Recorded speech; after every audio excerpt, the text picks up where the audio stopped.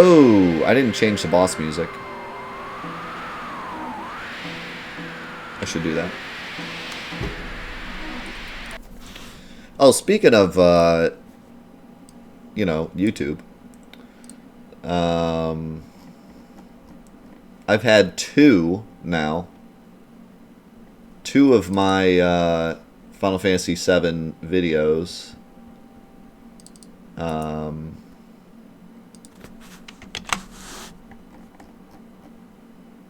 Monetarily screwed due to questionable content. So I just want you all to know that you're watching questionable content right now. And if you're under the age of 39, it might be too extreme for you.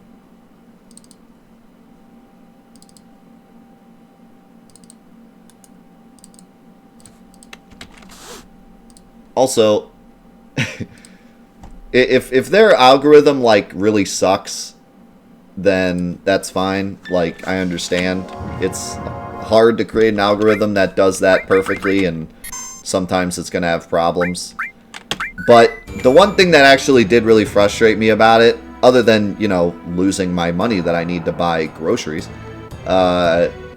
is they say when you upload a video to set it to unlisted for at least an hour, so YouTube gets a chance to decide if it's okay or not before you make it live.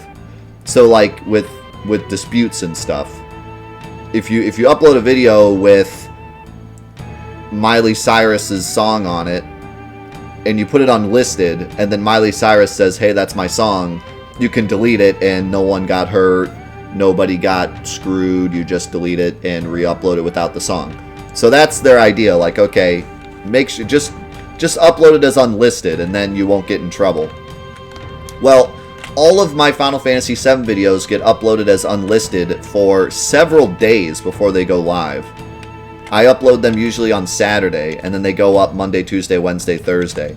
The Thursday episode, which was unlisted for 5 days, got hit with questionable content the minute it went up. It went live, and then it said, "By the way, you're not making money on this." Like a minute after it went live, after being unlisted for 5 days. So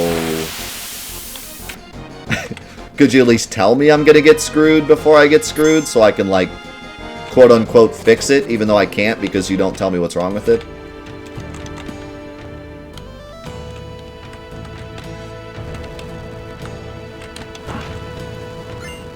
At least with the copyright stuff, they tell you, like, you use this song, even though usually it's wrong. But with the questionable content thing, they don't even tell you what's wrong. They don't even tell you, like, it's too violent, there's too much blood, there's too much cussing. They don't give you, like, they just say, you know, you lost. So I can't even, like, go back and fix it, even though I couldn't because my content is not any of those things. But yeah, I can't even fix it. Annoying.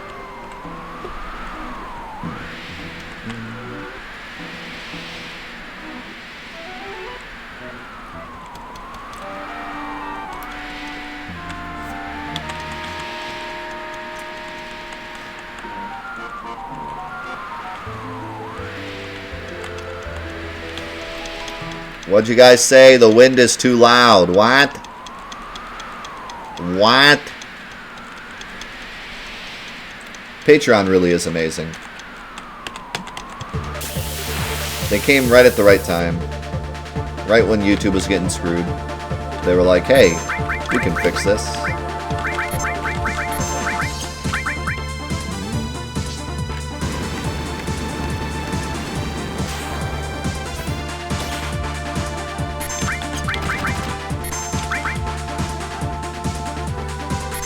Well, say goodbye. Bye, Sid. It's nice knowing you.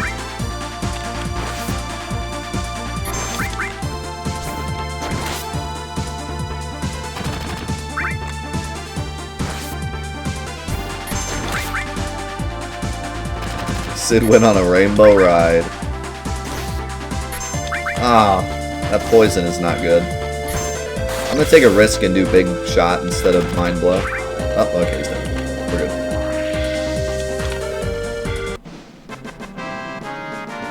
good. Questionable PG content. That's the one. That's my favorite kind of content. Questionable PG content. Yeah, I know it can be annoying sometimes when, like, you watch a YouTube video and the last minute is them, like, shouting out all their Patreon people. But when you watch something like that and you realize that either A, you have a minute at the end of the video where they shout out all their Patreon people, or B, they have to completely change their content to be, like, baby mode. Or worse. Because you can't really do baby mode either now either, or else you'll get in trouble for that, so. Yeah. At the end of the day, if my angry video game nerd can continue to cuss every other word, but he has to say a couple Patreon things at the end, I'm all for it. And that's not coming from me as a content creator, that's coming as me as a content consumer. I would much rather have that. There'll always be people that don't understand that, but it's the way it goes.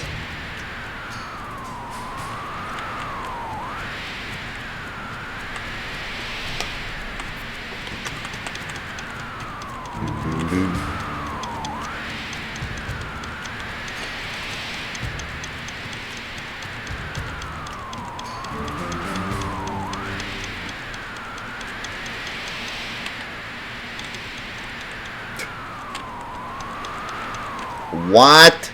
I can't hear you. I'm gonna seriously make a mod that makes that freaking wind noise not as loud. It's so loud. I can't even hear myself think.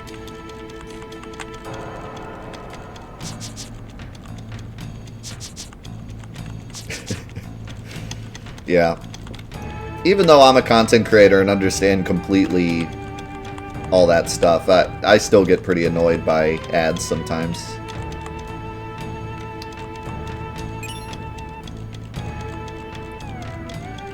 But I completely understand it. And I would never stop watching anyone because they got it. You know, it's like they're so successful that they were able to get a sponsorship and now they can continue to make their stuff better, and that's awesome, but I'm going to stop watching you because I don't want to watch the ad for 10 seconds. Like, I would never do that. But I would be lying to you if I didn't say that, like, it's annoying sometimes. It definitely is. Which is why I don't do them. And maybe someday I will, but for now it feels annoying and it feels disingenuous and it feels like, well, that's not the reason, really. You guys know the reason.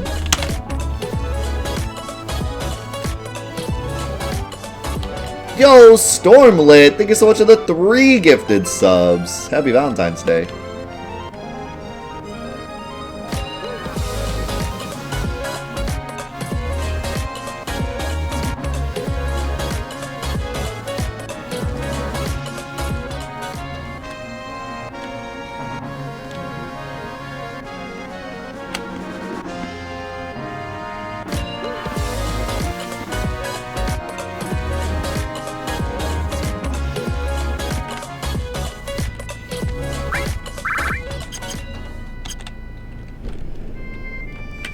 Welcome to the crew, Alisurs, the brand new sub, Omni the Wise with the brand new sub, and Kaba Pear, the brand new sub. Welcome, everybody.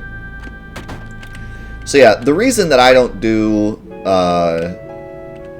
ads on my videos, other than the regular YouTube ads, is because when I started my show, it was supposed to be a hobby. And it was never supposed to be something that I did for a living. And I did it for 11 years, actually more like 9 years, without ever making money doing it. And so when I started my live show, some people decided that they would do me the ultimate solid by supporting me enough to let it become my work. And so for me, it's kind of like a thank you to them for those people that originally made this possible by keeping it in the fans' hands. So if I'm doing well, then people will support and I can continue to do it. If I end up being boring, then people will stop supporting it and then I won't do it anymore. And that's just the way I do things. I don't think it's the right way, and I don't think everyone should do it that way. And I also think that most content creators can't do it that way because they just won't make enough money to support themselves. But my show is relatively cheap, and I can do it that way, and I think it's just the best way to do it for me. So that's why I don't show ads. It has nothing to do with the fact that it's annoying. Having said that, maybe one day in the future I will, but right now it feels like they're just more annoying than it's worth, and I'm supported plenty enough, you know, so it's not something I'm interested in doing. But like I said, I never ever condone people for doing it.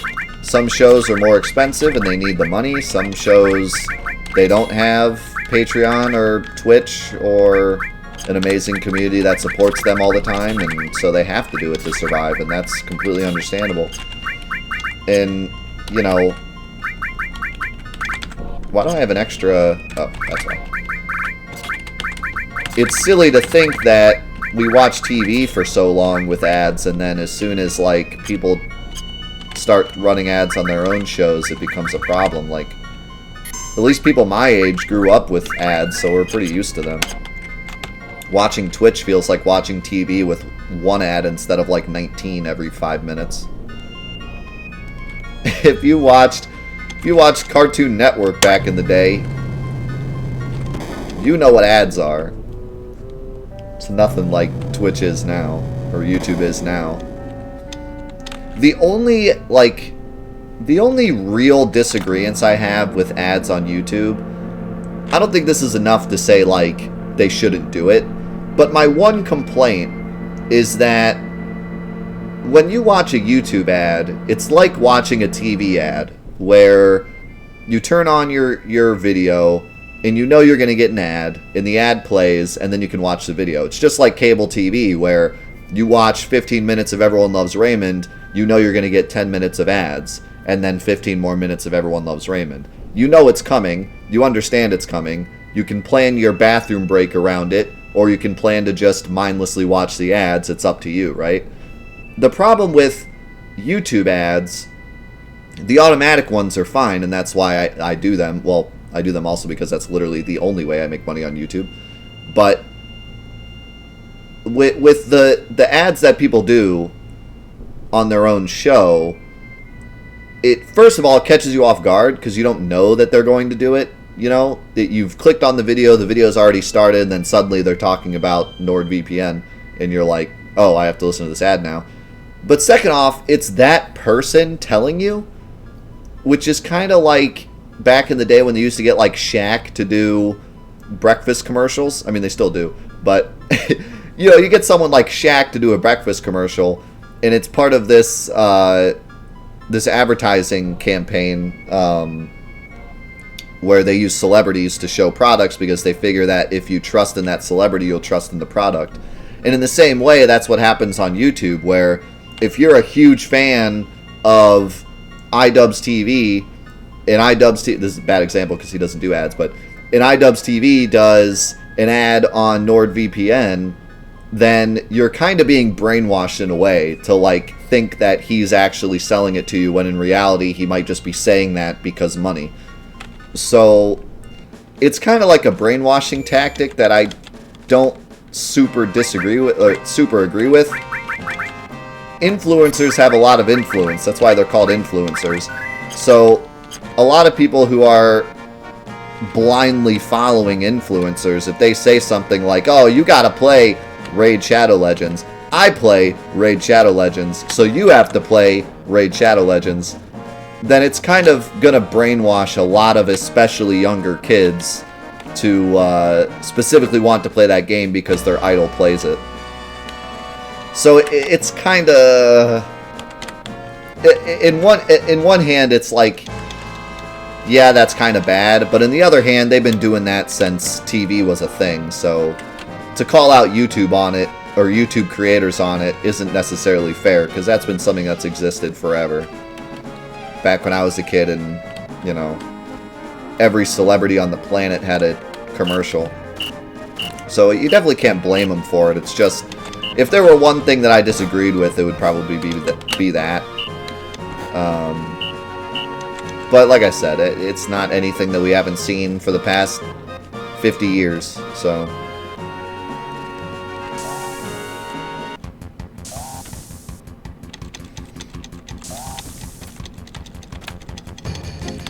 And yeah, I mean, like I said before, we used to have to watch 15 minutes of a show and then be forced to wait 10 minutes through commercials.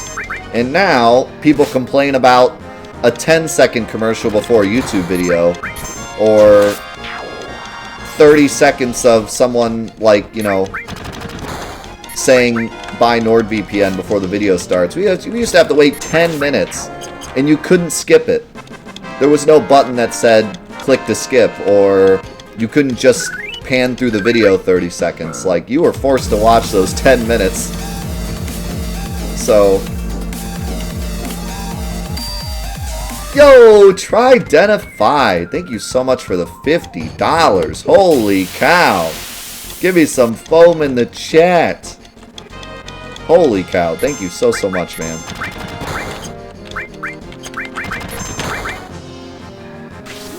But yeah, I think that the older generation has an easier time accepting the ads for that reason. I think that kids, it's a little bit harder for kids to accept ads because they grew up with Netflix and YouTube. They didn't grow up with friggin' CBS and their 5,000 ads. So, not saying that it's right or wrong, but simply saying that I think the older generation has a little better of a time, like, getting through it.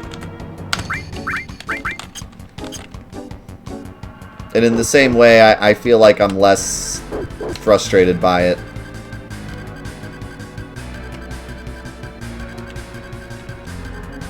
Plus, for me, I really like supporting shows in that way, you know? I've supported shows in the past with money, and I love supporting shows with money, but I can't always, you know? Like right now, I'm in a position where I really can't spend any money right now, so I can't support my favorite shows by donating $50. But what I can do is watch their videos and watch their ads, and it supports them, and it doesn't cost me anything, and I feel like people take that too much for granted. They think, like, you know, they're getting gypped somehow, but other than the videos that are copyright grabbed and you're ending up paying the artist the money instead of the maker of the video, most videos you are supporting the show by watching their ads, so...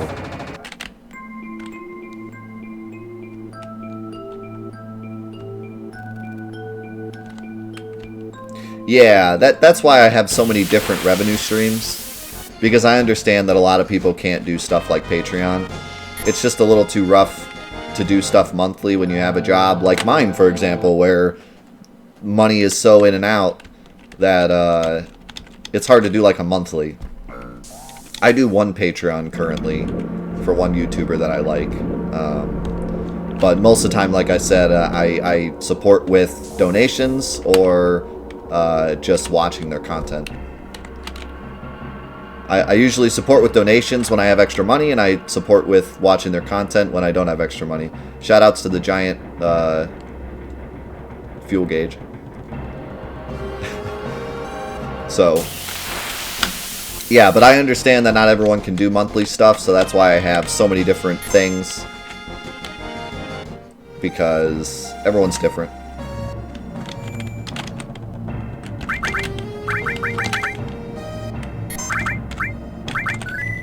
Okay, well, we have enough time to give this at least one shot, so Get ready to die a horrible death.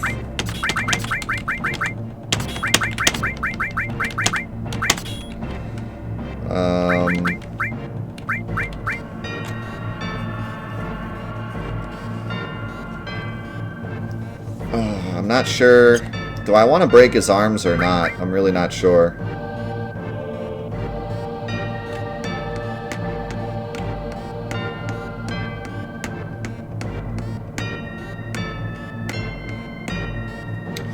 My viewer base tends to be older, but, you know, with everything, there's always different ages, different locations, but I find that my viewer base tends to be just slightly older than most that I've seen. And also, many people from across the ocean. I think because of my time slot is most of the reason. But even on YouTube, where there's no time difference, a lot of my audience tends to be from across the ocean.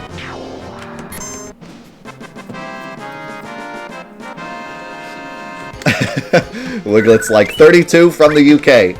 I have fit the demographic perfectly.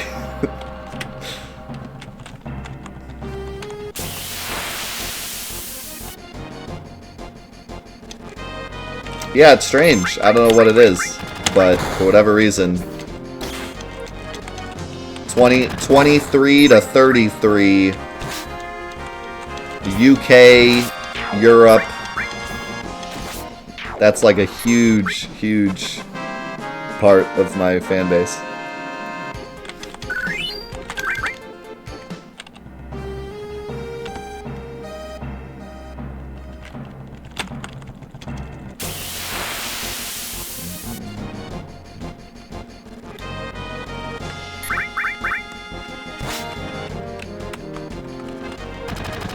Hey, happy late birthday. And also shoutouts to Columbus, my brother lives there.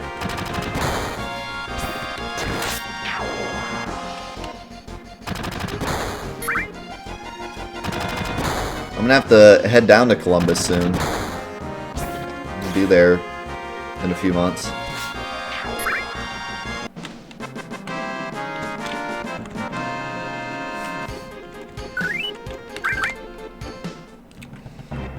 Alright.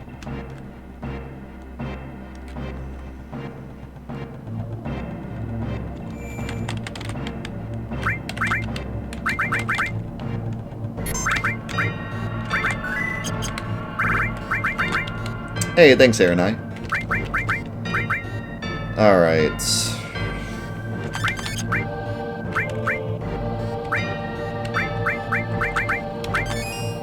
Oops. I meant to use that on UV.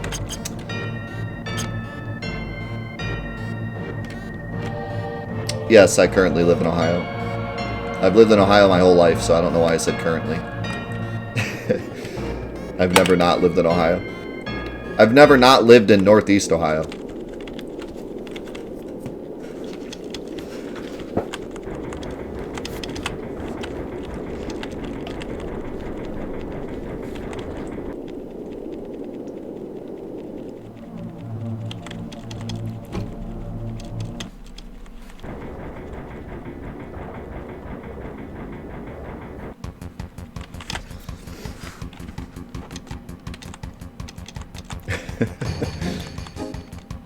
Alright. I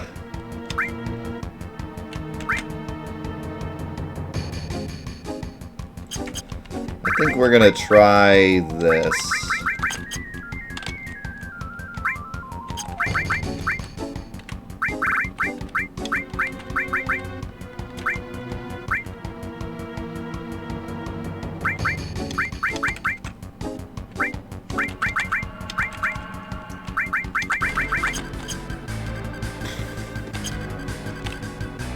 F in the chat. I don't think we're gonna win.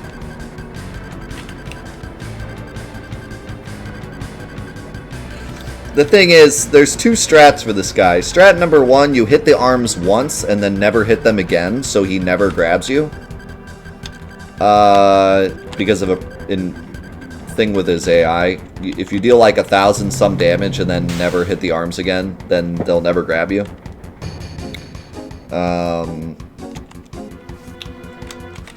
But then he gets to physically attack you the rest of the time. And the best attacks I have to deal damage, all deal damage to everything, so they're going to hit the arms on accident. So I could either hit the arms once and then try to physically attack him, which is never going to work because I just deal no damage. Or I just go ham and throw everything and hope he dies before I die, which is going to be the strat. But I don't think that's going to happen.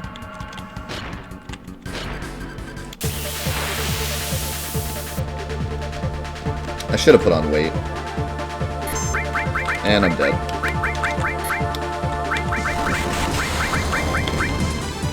Feels good, man.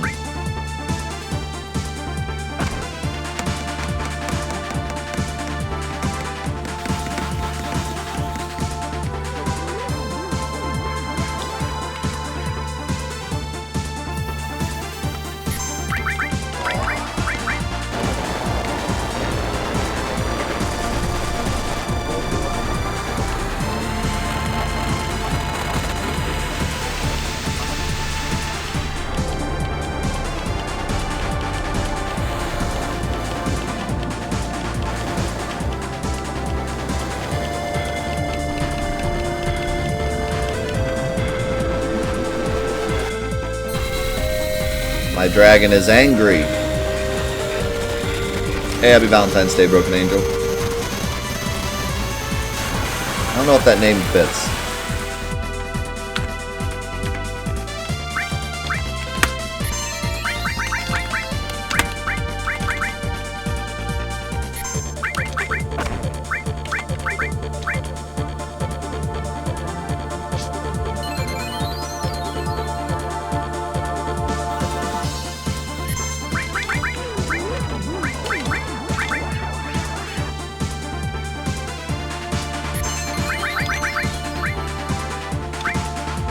No!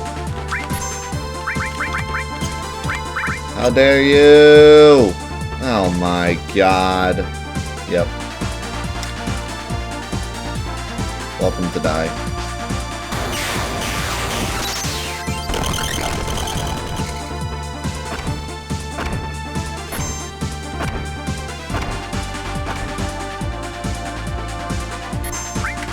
What a great fight this is. I love it.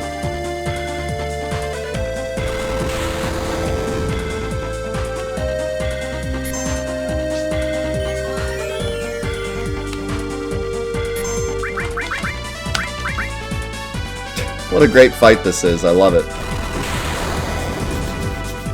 Grab two people and spam Lapis Laser. My favorite.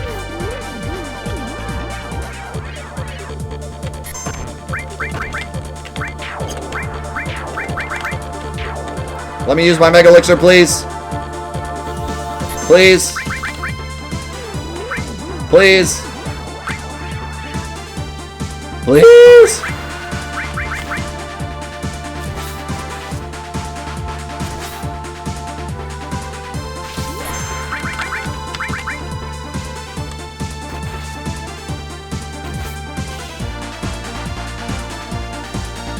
Oh my god.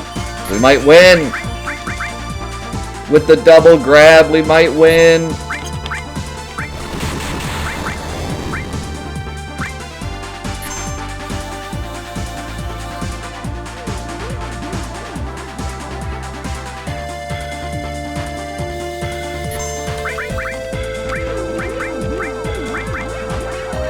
Shoot, I think I threw two on Yuki. Shoot.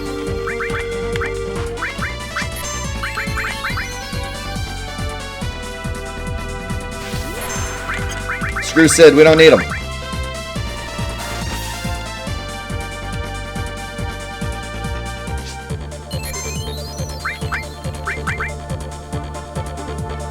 We need him, I lied.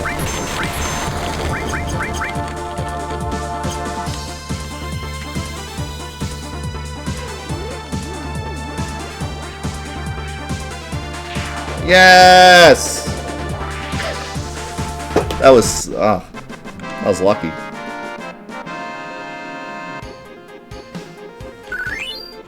That was spicy. In other words, pretty good.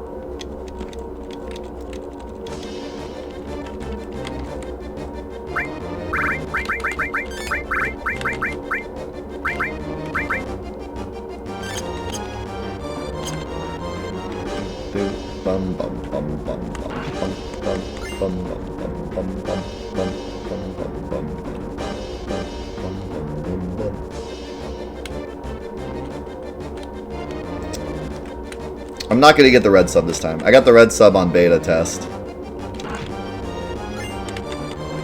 I actually want to try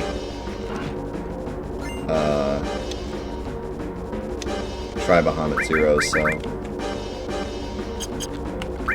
think the scimitar is worse. Oh no, it's better.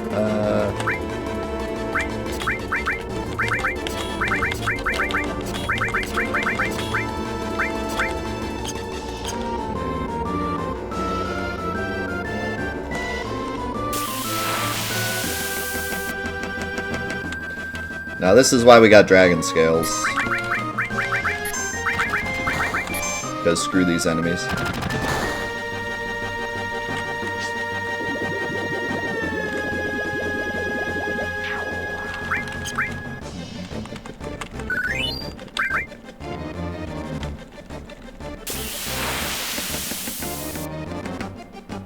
These fights are fine, it's the next one that sucks.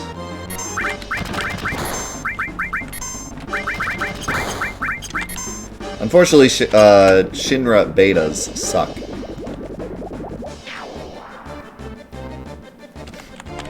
They sound good, but they're not good.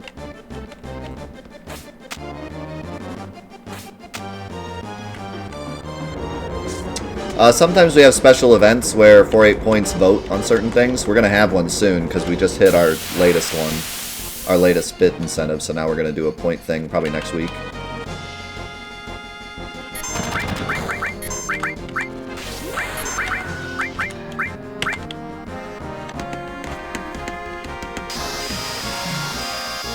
Why am I not using the HP MP ailment tool? I figured it was kind of not fair to use during challenge runs, so I stopped using it.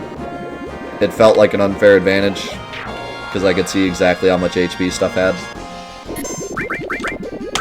If we do like a regular playthrough for whatever reason, or something where I don't feel like it's cheating, then I'll use it. Yeah, we'll be doing Doom after we're done here, which we're going to be done here shortly, so. Doom is on the way. I'm excited.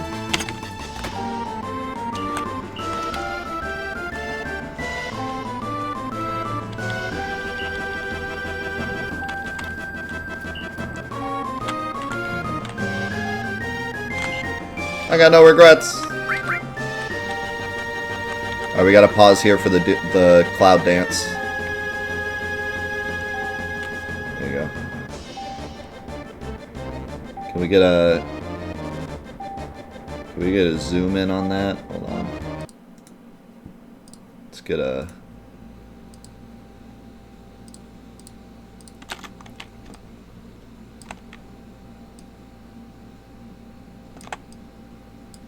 Let's get a nice zoom in on that. Yeah, that's nice. Modulating phase. Modulating phase. Okay.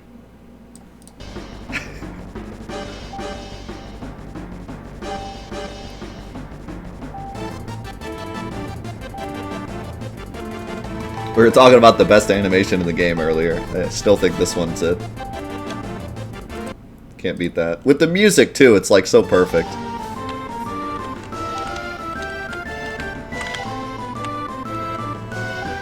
Sid's like, get it together! Yuffie's just running in place for some reason.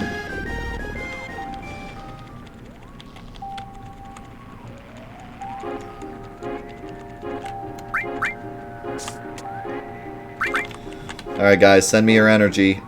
Hardest mission in the game. I'm gonna do my best, but no promises.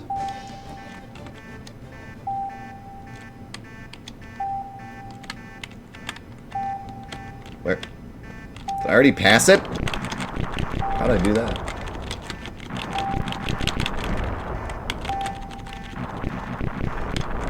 Ah, that was close. Almost lost. Only had 9.5 minutes left. Down to the wire. Atari 8600 represent.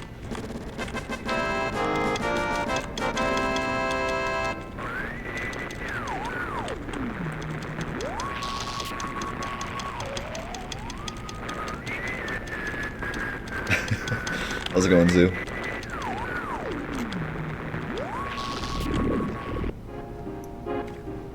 Honestly, I feel like both those minigames suck. Why isn't there a minigame where I can snowboard underwater? Or take the sub down the ice mountain? That's what I want to see. I think we have time to go do part of Sid's.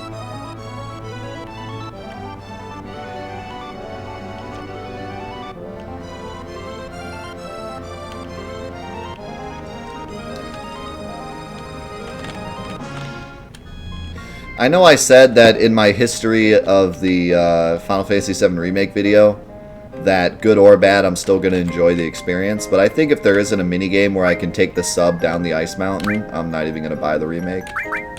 I really don't see the point.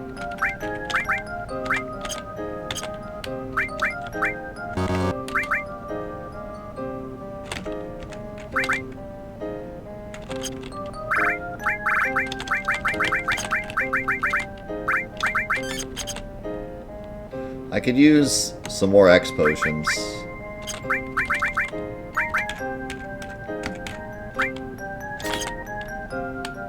So let's go without the X potions.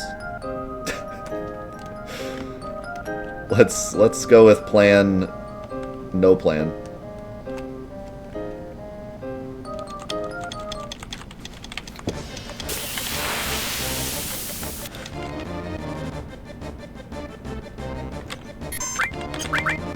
Plan no plan is the best plan.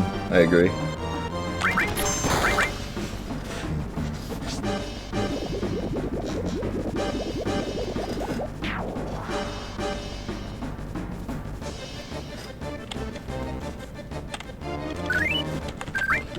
I want to know what, like, the silliest excuse someone's ever given to get, like, a Steam refund. I've only ever gotten one Steam refund ever. And it was for the Impossible game on Steam, because the controls worked differently than the console version, and I couldn't play it because, like, it didn't feel the same as it did on console, and that's a very, like, rhythm-heavy game. The rhythm needs to be the same or else you can't play it the same. So when I asked them for a refund, because I literally had the game for like 5 minutes and was like, no, I don't want to play this. If I had had it for like a day, I would have just been like, whatever. But I had it for like 5 minutes and I already knew I wasn't going to play it. So I sent a refund and I was just like, it doesn't work the same way as the console one. And they gave me a refund. But that's the only refund I've ever gotten.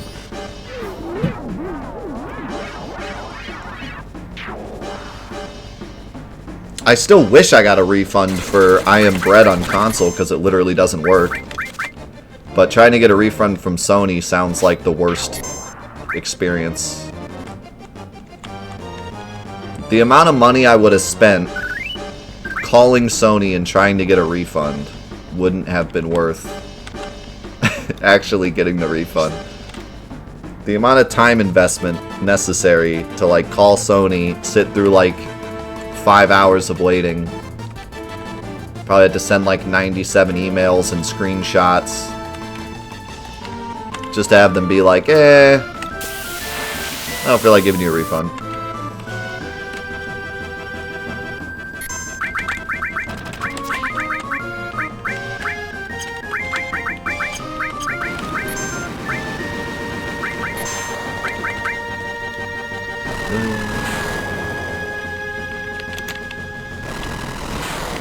Thank you, Rude. You're so cool with your stupid attack. Can you stop? I did not mean to change, but okay. Give me that Zydric. Give me that Zydric.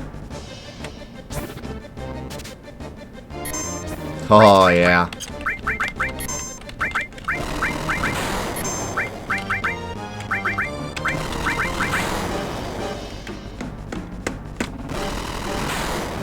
Hey, can you not do that? Thanks. Appreciate it.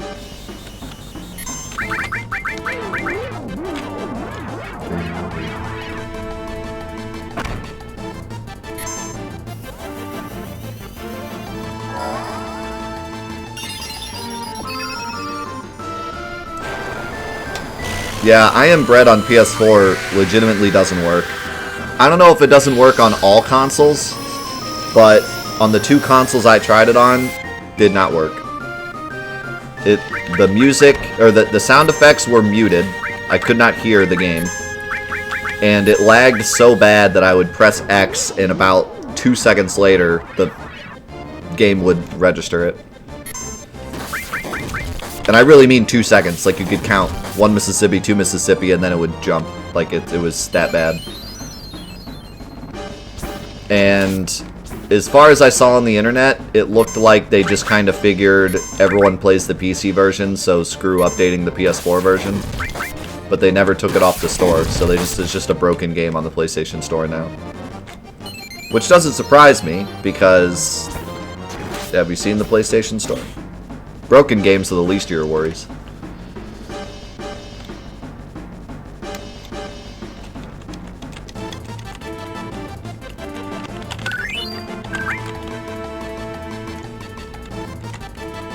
I Am Bread. Which I hate to call out because it is kind of a cool game, and I did enjoy it on PC. And it seems like the developers are probably pretty cool. It's like an indie studio, but it just doesn't work on PS4, as far as I've seen. And it's not fixed.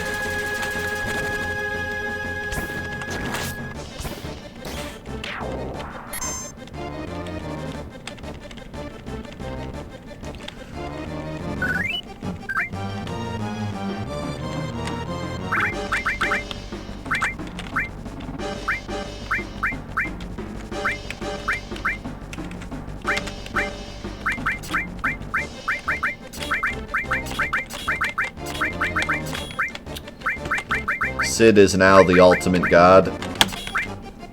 The unkillable god.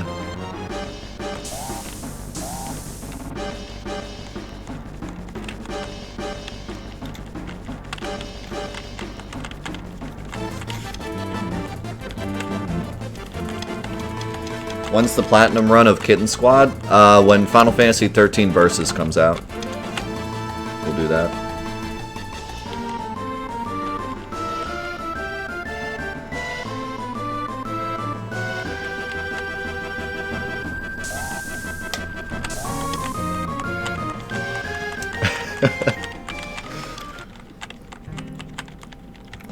I see your meme, KMR, and I accept it.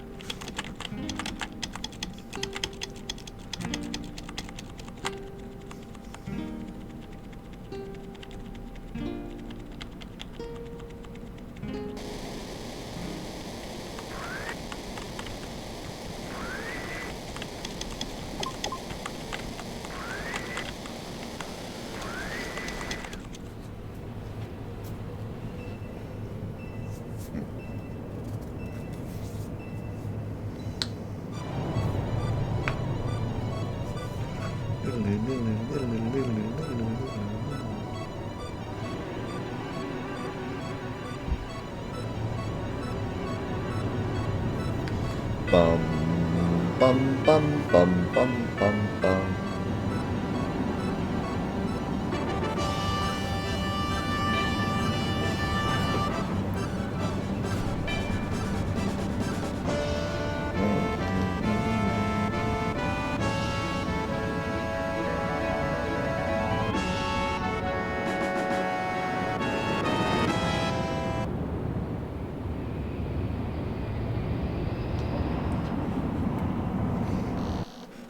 Houston, we have a problem.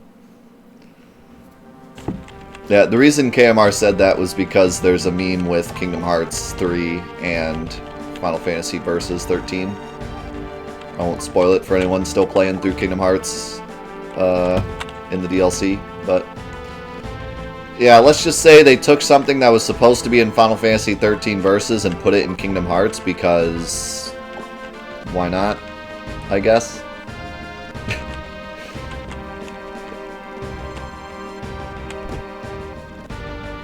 I don't know if I've ever seen a company take a canceled game and take something from that canceled game and just, like, throw it in a new game. Like, maybe behind the scenes to where we wouldn't know, but not, like, actively, like, hey, remember that game that was supposed to come out and you guys all saw it? Well, now it's in Kingdom Hearts. What? Pretty weird.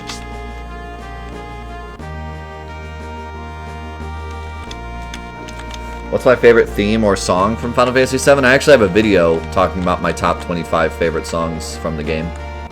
You can see it on the YouTube. Cosmo Canyon's my favorite, but only because it's the one that means the most to me, I suppose. It's not necessarily the one I like listening to the most. But it probably is. What?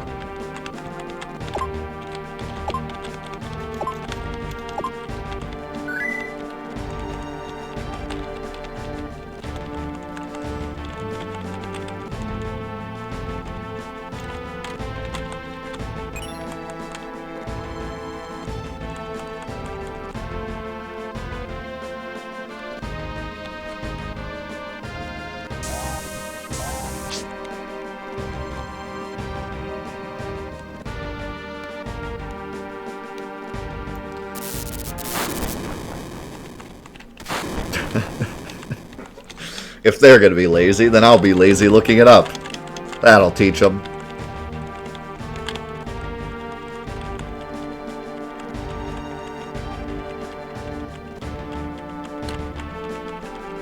Favorite song is Sid's theme. Sid's theme is up there for me. Sid's theme is amazing. Final Fantasy 13 Versus was a canceled game from Square. They were going to make Final Fantasy 13 Versus, and then they canceled it to make Final Fantasy 15 instead.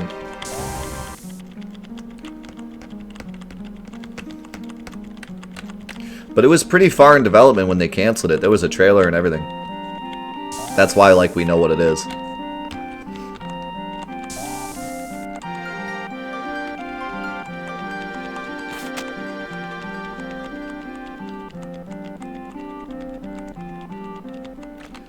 Final Fantasy 13 Versus was really strange. They already made 2 sequels to 13, both of which didn't do that great, and 13 didn't do that great. It just seemed baffling that they wanted to make another 13 game. But, like, it was 13, but it was set, it was like a different story in 13, and it was like, why not just make another Final Fantasy? Isn't that the point? Like, if you want to tell another story, just make another Final Fantasy. That's, like, how the series works.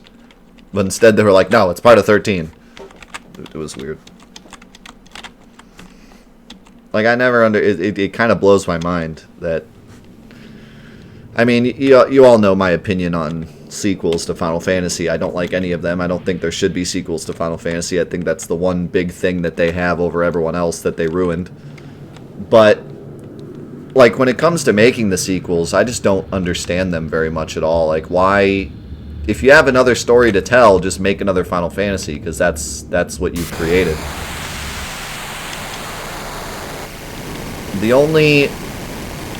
only specific reason to make a sequel of a Final Fantasy game is A, because you want to keep the characters for some reason, because you have another story to tell with those specific characters, or B, money. You know, 10 sold well, so they wanted to make 10 too. But that's unfortunate that you would ruin what made your series so special just for money. But welcome to Square Enix. That's what they do.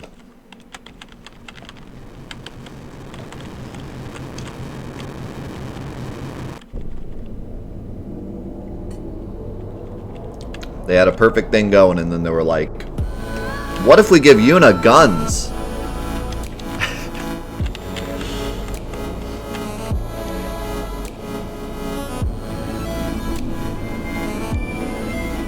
Yo, Patience, thank you for the 18 months. Appreciate it, man. No, Final Fantasy 13 sold well, but it didn't do well. People didn't like it very much. The reason it sold well is because it's a Final Fantasy. So you can't really make the argument that Final Fantasy 13-2 is a good idea. Final Fantasy 14 is a better idea. People will buy it because it's Final Fantasy 14. People won't buy 13-2 because they know it's more 13 and they didn't like 13. It would make more sense to make 14. Because people like to buy the next Final Fantasy because it's Final Fantasy. It'd be like... What's that Metal Gear Solid game that everyone hates? Metal Gear Survive, right? It'd be like if instead of making Metal Gear Solid 6, they made Metal Gear Solid Survive 2. It'd be like, why? Like, yeah, maybe it sold well because it was Metal Gear and people wanted to give it a shot, but they hated it, so they're not going to buy Survive 2. They'd buy Metal Gear Solid 6 because it's Metal Gear Solid 6. They're not going to buy Survive because it's got Metal Gear in the name. Doesn't make any sense. And yeah, 13 has a pretty great fan base now, but back then it made no sense. If you were doing it for money, which they obviously were, it would have been a bigger cash cow just to make 15 quicker. Or 14 quicker. Then make more 13s. Like 10-2 made sense. 10 sold well. It did well. Everyone loves 10. It makes sense to make 10-2. I personally am against it, but it makes sense from a money perspective. But I can't understand why 13-2 and then 13-3 made any sense at all monetarily. Like, especially 13-3. Like, what in the world are they thinking? They didn't even call it 13-3. They called it Lightning Returns. I guess because they were cashing in on Lightning, but, like, I don't know. It's very, very strange. I mean, that game in general is really strange, but that's another topic.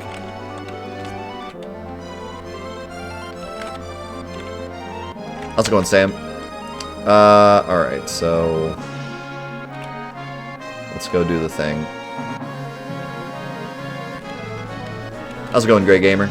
Good to see you.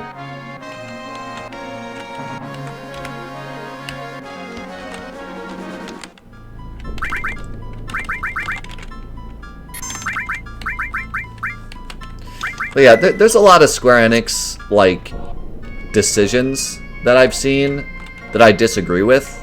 But there's a lot of other decisions that I just straight up don't understand. It's different. If I disagree with it, then that's just me. You know, Final Fantasy is a very opinionated game. They're always going to do stuff that some fans like and some fans dislike. That's just the way it's going to be. But there's some decisions that I just can't agree with, even, you know, unbiasedly. Like, I just don't even understand what the thought process was.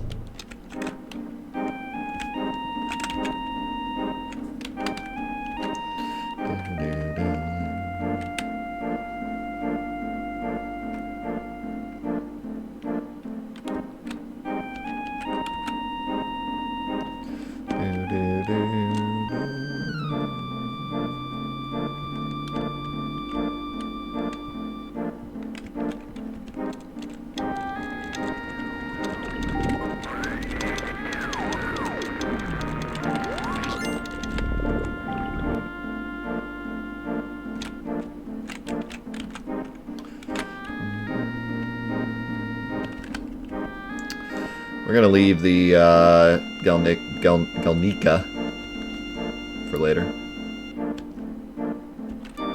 The Jelnica.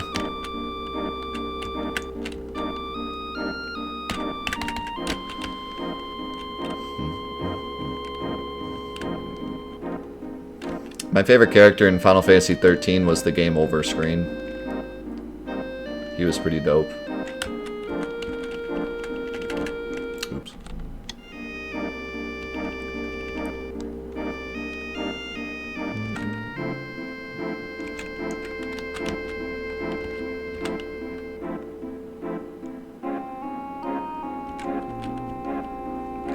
I did like 13 a lot when it came out, I will admit.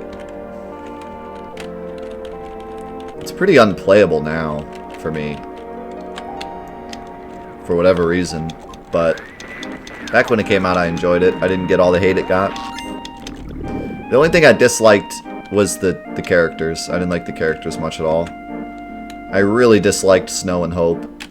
Lightning was okay. Saz was okay. Fang was okay. Even Vanille was okay, other than her yelling. Didn't like Hope or Snow, though. They annoyed me.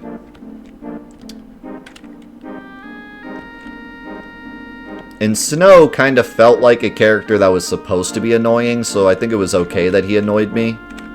But Hope was supposed to be like a character that you understood and got along with and wanted to see prosper, and I just hated him.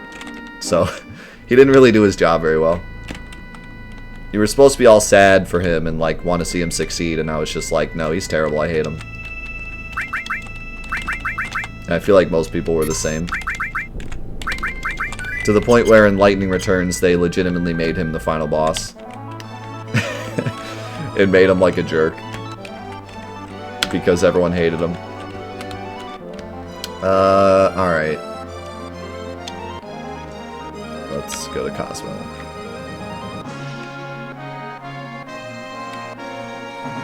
We'll get this stuff out of the way now so we don't have to do it next time. And we can jump right into Diamond Weapon next time. But that'll only give us like 4 hours to do Doom, so I gotta get through at least the first 4 episodes in 4 hours. Which I can do. I shall speed ran them.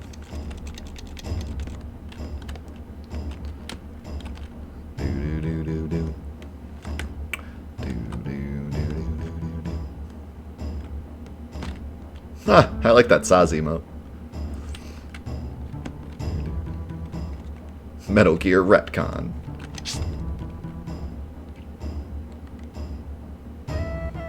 I didn't mind the gameplay in 13. I thought it was alright. Nowadays, I can't really stand it much, but when it came out, I thought it was fine.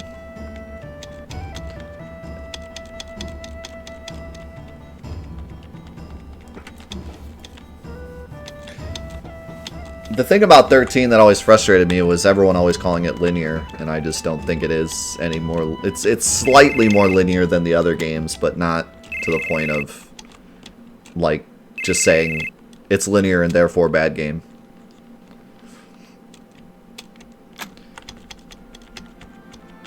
Most of the time when people call it linear, they're talking about the gameplay, but I think it's probably more relevant to say that the story is linear. The story is just kind of like, we're gonna go do the thing. We did the thing. We're gonna go do the other thing. Snow's a jerk. Alright, we did the thing.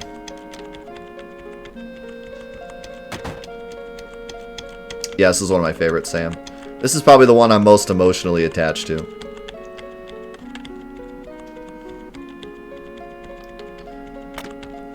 In recent months, I actually almost feel like this song is upgraded to my favorite song.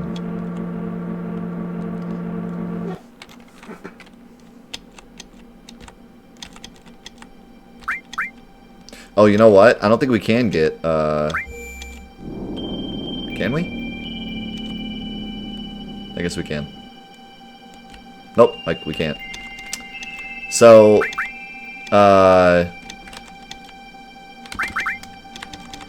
we have all the huge materia, and we have Neo Bahamut, but we don't have Bahamut. So we can't get Zero Bahamut.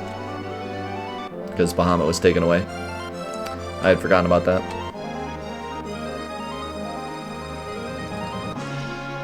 We have all the pieces but Bahamut. So.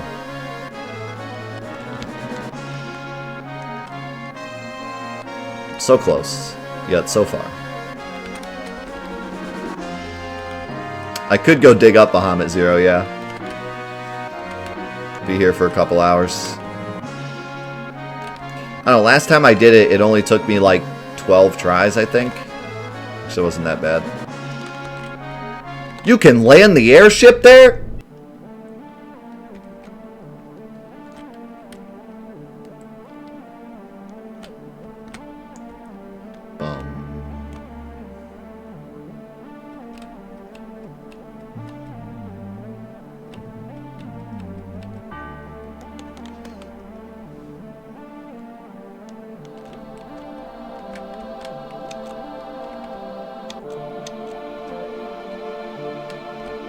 Seems a bit reckless.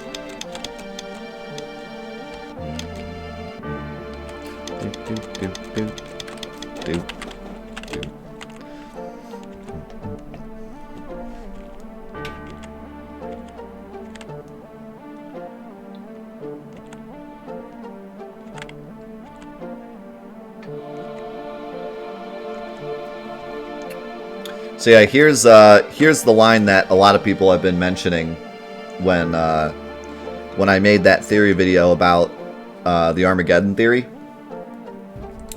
Bugenhagen says here it's up to the planet to decide. He might wipe out the planet might decide to wipe out the weapons, meteor, or even humans. All that is bad will disappear. I wonder which humans are. So that's one of the biggest theories as to potentially wholly wiping out humans in the end cutscene, which I forgot to mention in that video. I'll have to mention it in the next one.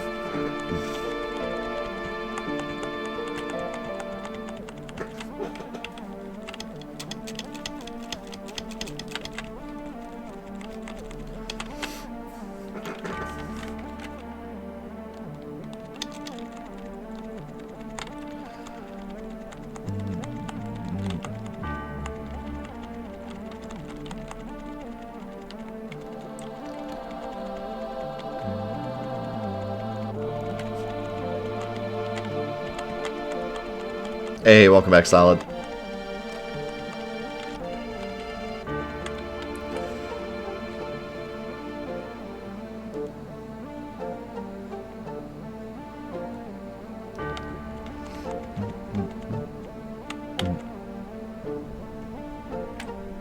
I haven't read all the way through On the Way to a Smile, but I've read the synopsis of it. I also have 2 copies of it. I didn't mean to get 2 copies of it. But I do. Well, the Armageddon theory was disproven when Advent Children came out, but the idea is that everything after Final Fantasy VII doesn't count. So if only Final Fantasy VII exists, you know, what happened? It doesn't include any of the extended stuff, because then it's obviously not right. Yeah, we're playing Doom after this.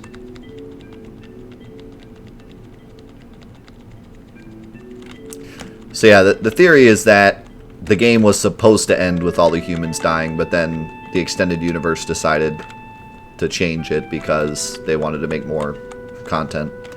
But originally, the designers designed the game to end with all humans dying. That's the theory. It's a pretty cool theory. In my video, I talk about it and say, like, I don't agree with it, but there's a lot of really great arguments towards it, especially the Bugenhagen thing.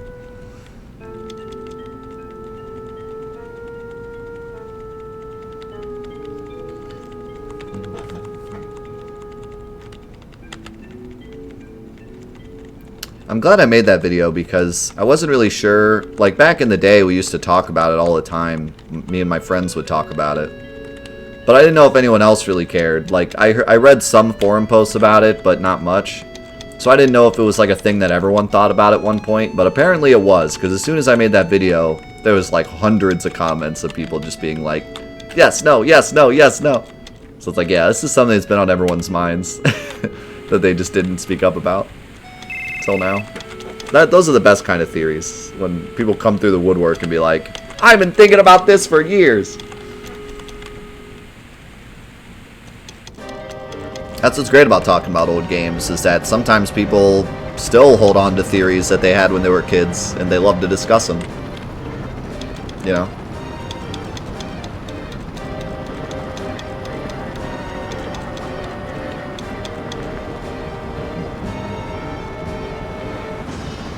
Ba, ba, ba, ba, ba, ba, ba.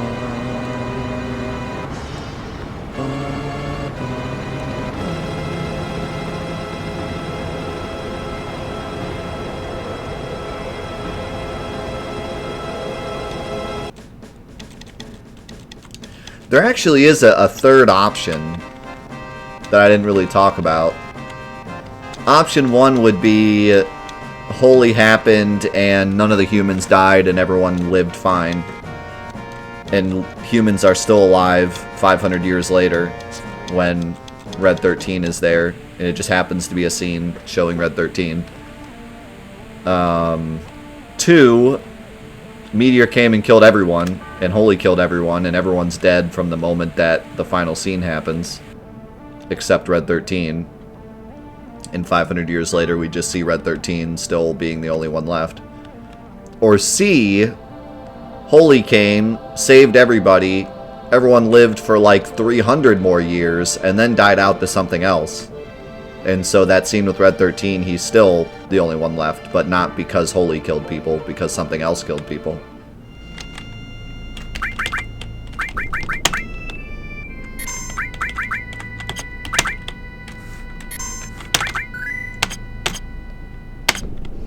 Which, that one's pretty unlikely, because what's the likelihood that the human race died out to something that wasn't Holy, but Red 13 still survived?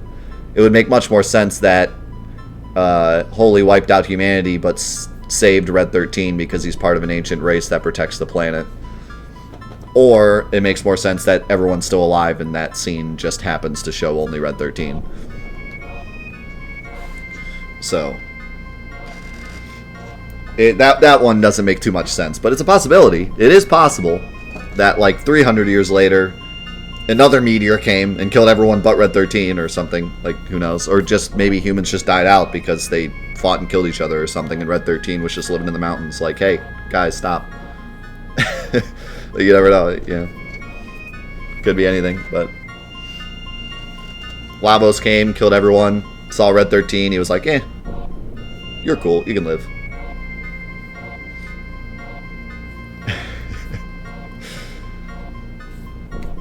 Yeah, alright, so that's going to be the end of Scavenger. We're going to do some awesome Doom stuff, but first we got to say goodbye to YouTube. So YouTube, thank you so much for watching the Scavenger mod playthrough, walkthrough. If you have any questions about the mod or need help with a specific section, be sure to leave a comment, or you can just message me. Come on Twitch and hang out and chat, or send me an email, or, you know, whatever you got to do, PM me on Twitch if you have any questions or need help. And yeah, thanks so much for watching the walkthrough. Next week we'll be doing Diamond Weapon and going headfirst into the 2 final sections, which are the 2 hardest sections. So, well, sorta. The Midgard raid's kind of different, but then the final section is by far the hardest, so that will be exciting. I'm excited to see that next week. Thank you guys so much for being here. We'll catch you next time. See you later. Peace out.